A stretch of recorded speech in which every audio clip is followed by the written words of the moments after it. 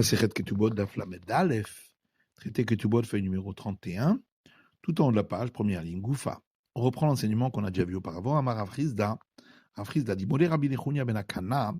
Rabbi Nechunia ben Akana est d'accord, Begonev Helbo shel Ravero, que celui qui vole de la graisse interdite qui appartient à quelqu'un d'autre va chalo et il l'a mangé, Shu Chayav, qu'il est passible de rembourser.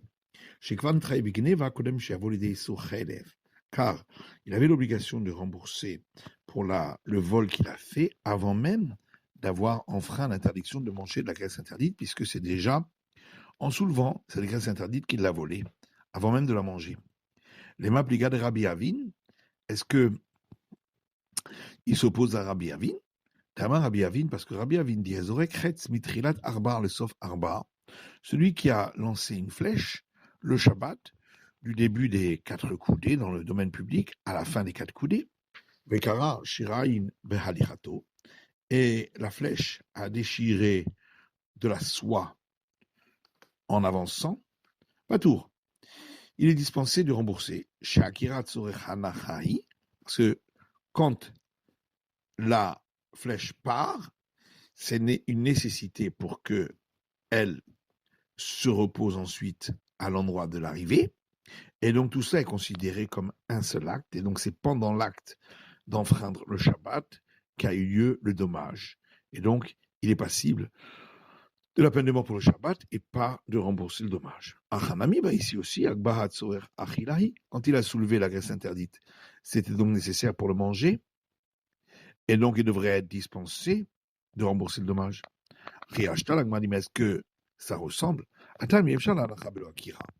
Là-bas, il est impossible d'avoir la sanction pour le fait d'arriver s'il n'y a pas eu le départ.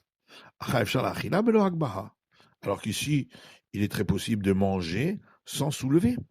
Il a très bien pu se pencher et manger.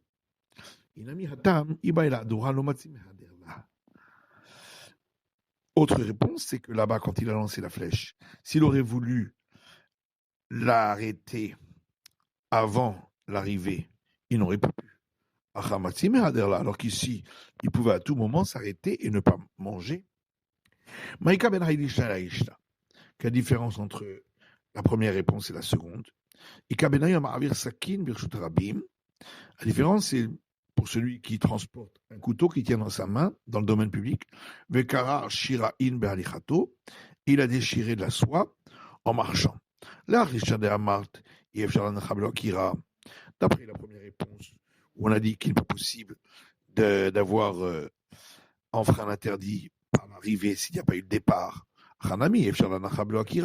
Ici aussi, il n'y a pas possibilité d'arriver sans qu'il y ait départ. Par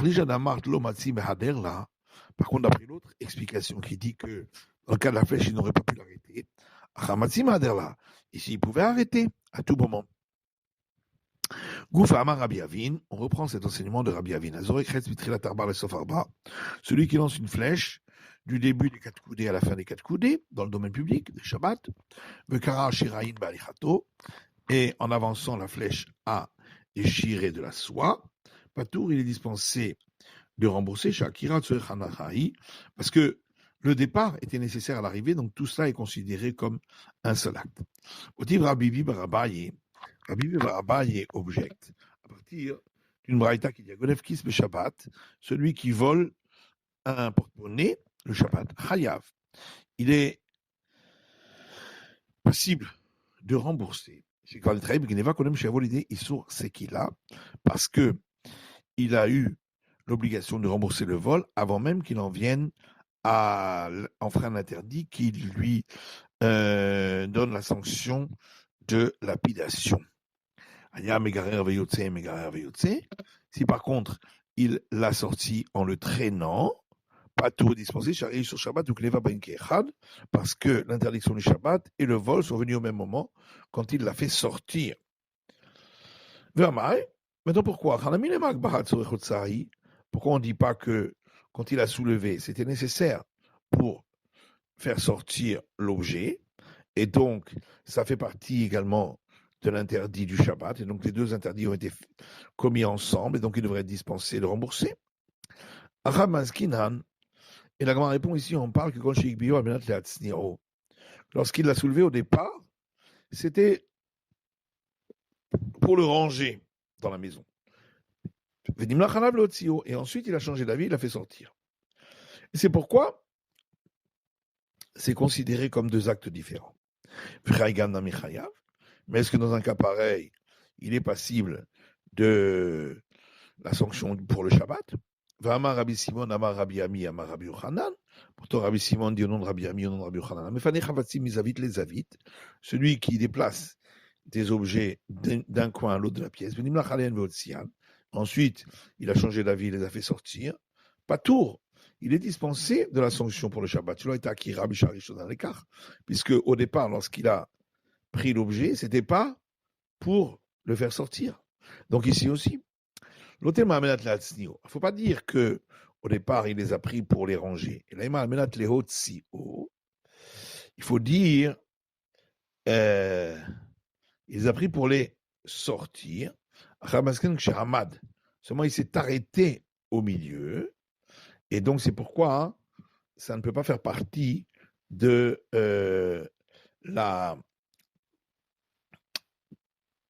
l'acte d'enfreindre le Shabbat, puisqu'il s'est arrêté au milieu. Il s'est arrêté pourquoi? Il est katef, si c'est pour mieux mettre l'objet sur l'épaule. Au réhou, ça c'est habituel, et donc ça ne s'appelle pas une pause. Et là, on met de la fouche. Donc on parle qu'il s'est arrêté pour se reposer. Aval katef maï, par contre, qu'est-ce qu'il en serait si il s'était arrêté pour bien remettre ce qu'il avait apporté sur l'épaule? Pas tout. Il serait alors donc dispensé. C'est pas tout. Pourquoi? On avait besoin d'enseigner le second cas, de celui qui a sorti en traînant l'objet, pour dire que c'est dans ce cas-là qu'il est dispensé de rembourser. On aurait pu donner le même distinguo sur le même cas, sur le premier cas.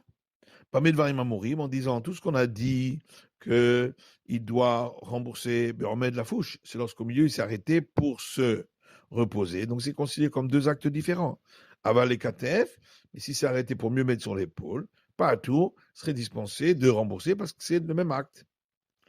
Et là, Amani, Ben Azahi.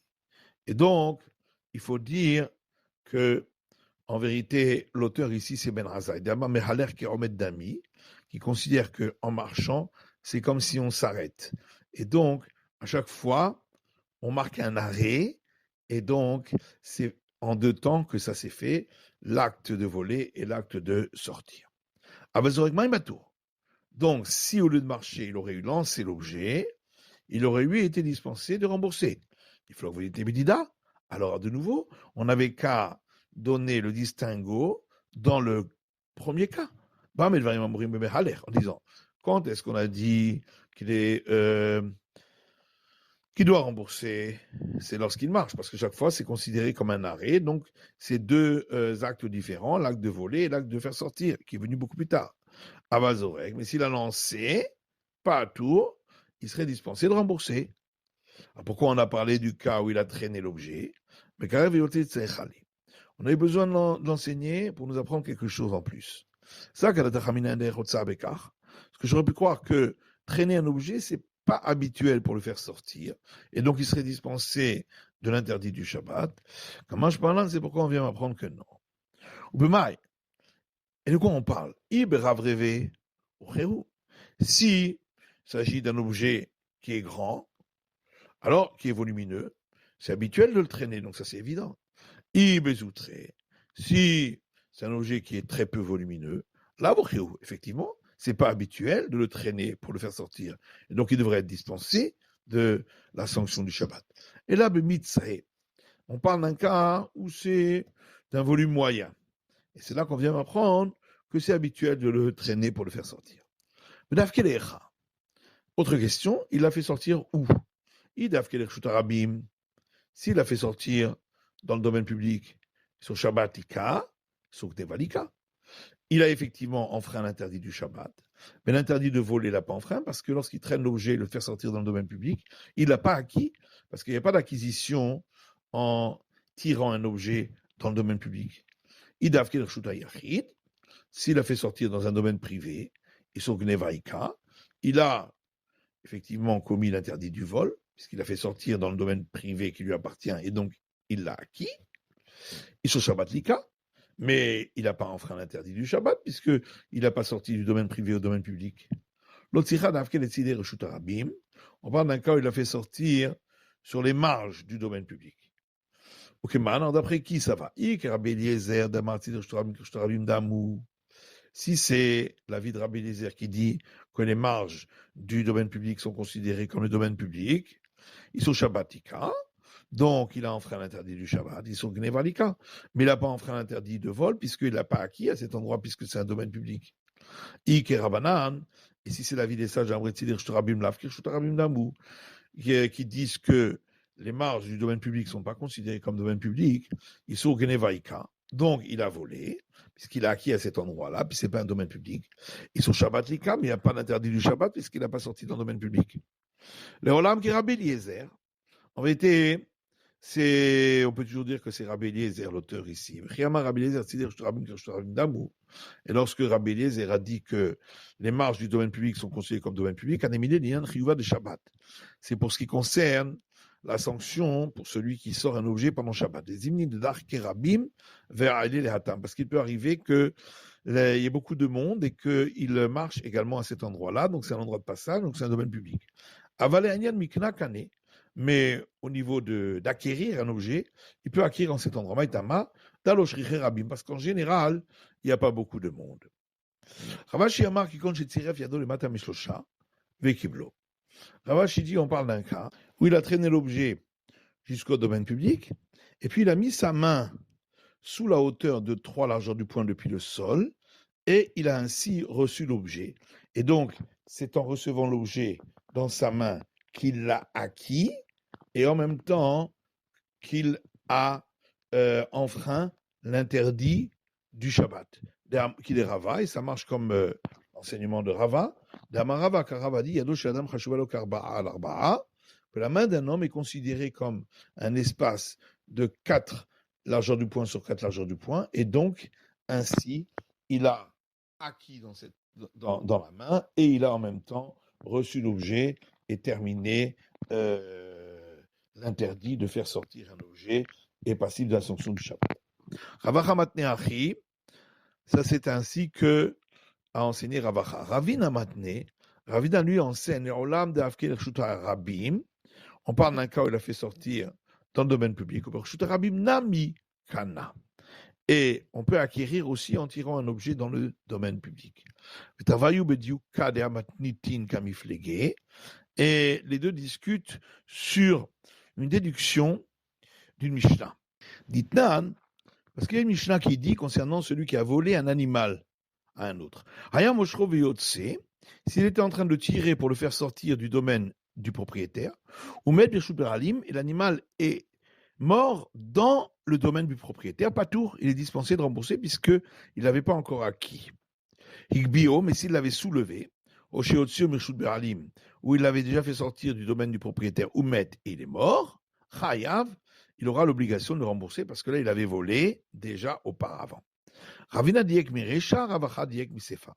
Donc Ravina fait une déduction du début de la Mishnah et Ravacha de la fin. Ravina diek mirecha, Ravina fait une déduction du début de la Mishnah en disant Aya moshro veotse omer birshut ba'alim patour.